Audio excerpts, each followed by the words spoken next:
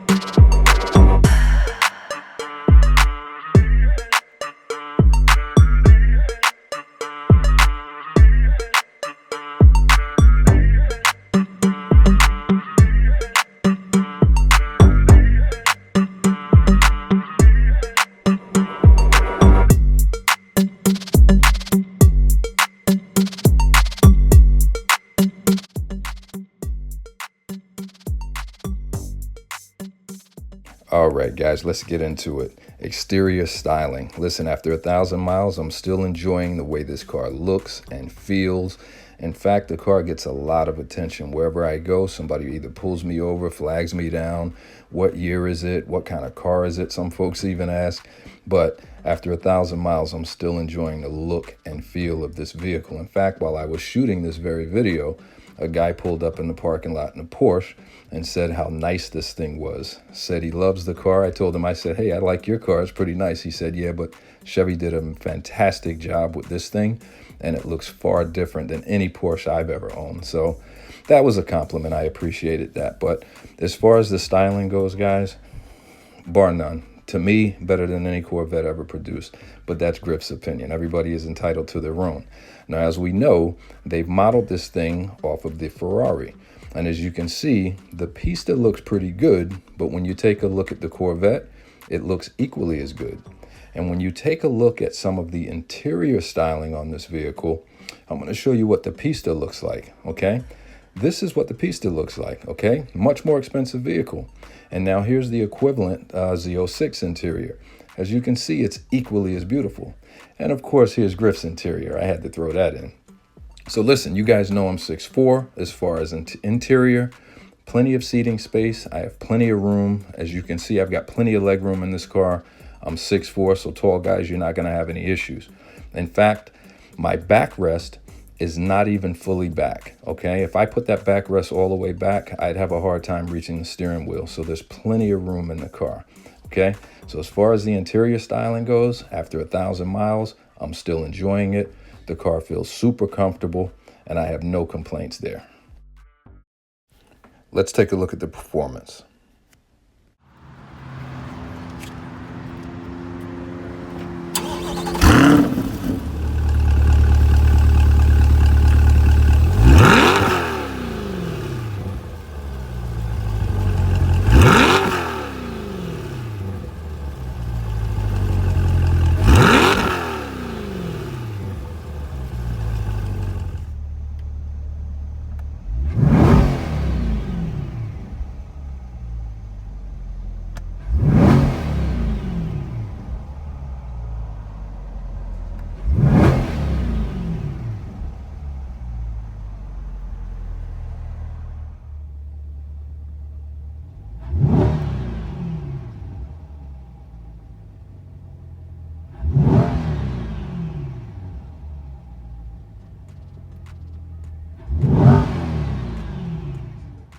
All right, guys, listen, I want to give you some assessments. Listen, the exhaust on this vehicle, in Griff's opinion, I like it. I think the exhaust is pretty loud for me. But I do understand why folks may want the car to be a little bit louder. I'll tell you why. GM did a very good job on the acoustics on this vehicle. When you're inside this car, you really don't hear a whole lot. Even though the engine is right in back of you, you really don't even hear too much of that engine, you know? So they did a really, really good job. I'm not really sure how they did it. But what they didn't do is they didn't pipe any of that sound into the vehicle. So when you're driving it, you can't really hear your exhaust. So in the example that I gave you guys, I did a cold start so you can hear how that sounds. I did some revs outside of the car so you can hear how that sounds. And then I did some revs inside the car with the windows up and the windows down so you can hear how that sounds. Now, as you can see, when you're in the car, you really can't hear a whole lot of that exhaust. So I completely understand why guys are like, this car does not sound like a Corvette should sound. It should be louder. And I understand why folks go out and get the aftermarket exhaust. But when you're outside of the car is plenty loud to me. You know, in fact, when I'm in sport mode, I get pops and gurgles. You know, I can't speak for anybody else, but I can tell you guys right now, mine pops and burbles when I'm in sport mode. It pops going up, and it pops a whole lot more coming down, you know, in the lower gears, you know. So Griff is cool with the exhaust. That's a plus. GM gets a plus on the performance factory exhaust, in my opinion. Okay. As far as the magnetic ride control, I told you guys I do not have mag ride. Okay. And let me tell you something. I said it in previous videos. The vehicle is very, very, very smooth. You know, it's unusually smooth. I'll be honest with you guys. My C7, the C7 had a much more aggressive ride than the C8. You know, people can debate with me in the comments, but the C7 had a more aggressive ride in my opinion. Now, disclaimer, I'm still within my break-in period of 1,500 miles. I'm at 1,000 right now, okay? Now, this is your man Griff. This is just what I did. I have not even used the paddle shifters yet. I have not taken the traction control off the vehicle yet. I have not put my foot to the floor on this vehicle yet. I have not driven in track mode yet. I have not driven in Z mode yet. So maybe when I do those things, maybe this thing becomes some insane beast, you know, that I haven't experienced yet. But I can only give you guys a 1,000-mile assessment based on how I've been driving the car. I've been kind of babying my way into the break-in period, and I'm pretty satisfied with that because the car is plenty fast. Down in Mexico, hypothetically, let's just say I've been on 120th, maybe even 140th Street with this car in Mexico on straight roads. I've also cleaned a couple clocks on straight roads as well. A couple folks want to pull up and test the C8.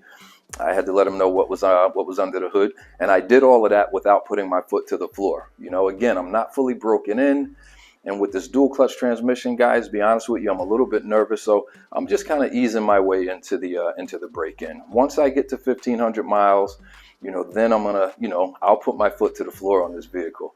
I may experience with the launch control. Definitely gonna go into track mode, pull the traction control off, go into Z mode because I want to see how insane this vehicle is. But as far as the overall performance and my 1,000-mile assessment, the car is absolutely solid. And I have not even, again, I haven't even pushed it to its limits yet. And I'm completely satisfied with this car. You're talking to a guy who's come from, this is my third Corvette, so I'm familiar with the performance, you know, of the Chevy Corvette. And this thing it's fast. I mean, it gets up so quick, you know. The other thing I had a Jaguar XKR, which was, I mean, this thing was like a spaceship. It was light. You step on that car, it just feels like it lifts up and takes off. That was fast.